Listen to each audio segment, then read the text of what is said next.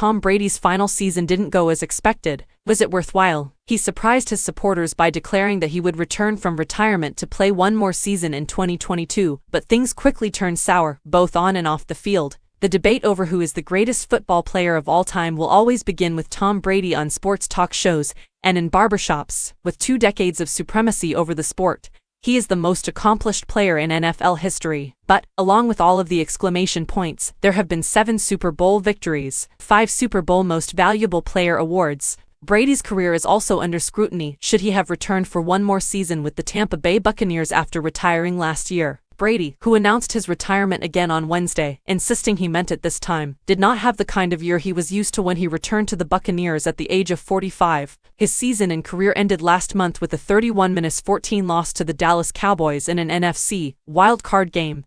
But things had begun to unravel much earlier. Brady relied heavily on a great offensive line to give him time to find open receivers because of his pocket passing approach. The Buccaneers had assembled one of the league's strongest offensive lines. However, guard Alex Cappa left for the Bengals in free agency, guard Ollie Marpet retired, and center Ryan Jensen sustained a knee injury in training camp that kept him out for the season. Brady skipped 11 days of training camp to attend to personal matters, according to coach Todd Bowles. Brady's absence fueled suspicion about his connection with former model Gisele Bündchen. After 13 years of marriage, the couple split in October, one day after the Buccaneers' 5th loss in 6 games. The Buccaneers' offense failed to score during the season, as Brady threw for only 25 touchdowns, which tied for the 5th lowest total of his career as a full-time starter. Brady had never hidden his displeasure with a faltering offense, whether with the New England Patriots or the Tampa Bay Buccaneers, occasionally slamming tablet computers on the sideline or yelling at linemen. When Brady was irritated this year, he used a new tactic, tripping or kicking defensive players. Brady was fined $11,139 by the NFL after kicking Falcons defensive tackle Grady Jarrett at the end of a play in a Week 5 win. Brady attempted to slide tackle Cowboys safety Malik Hooker in the postseason loss to Dallas. Brady was fined $16,444 by the NFL. "I didn't even hit him," he remarked on his show. "I tried to trip him but failed." Off the field, the difficulties persisted. Brady backed FTX, a cryptocurrency exchange that went bankrupt last year. Many of the millions of people who lost money have a grudge against Brady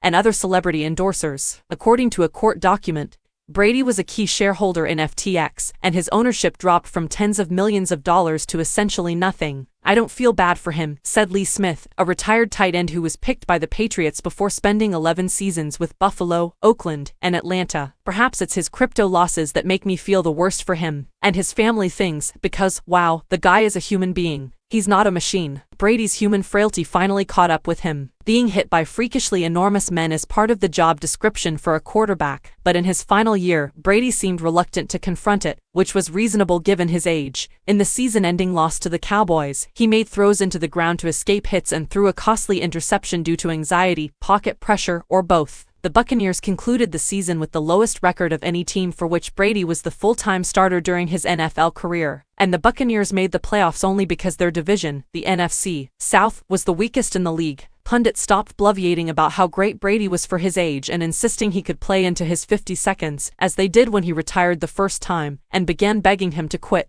"You out here looking like somebody that's stealing money," Marcus Spears, a former NFL defensive lineman who is now an ESPN personality, said on a podcast. He added, "Bro, go home, bro. Go home. Figure out something else to do. I know it's Tom Brady. I know it's the GOAT. You scared to get hit, and you play football. Those two things don't align." Many debated whether Brady, who was a free agent after the 2022 season, would sign with another team. The San Francisco 49ers, his favorite team as a child in the Bay Area, seemed to be a good quarterback away from a Super Bowl appearance. The Las Vegas Raiders have Brady's longtime offensive coordinator, Josh McDaniels, as their head coach and many talented offensive players. Honestly, after watching tonight's game, who would want Tom Brady starting on their team next year? Ryan Clark, a former NFL defensive back who works as an ESPN personality, wrote on Twitter after the Buccaneers lost to the Cowboys. "So was coming back in 2022 worth it for Brady? He will likely answer that one day on his podcast or on a Fox broadcast, where he will be a commentator." Brady wasn't terrible in his final season.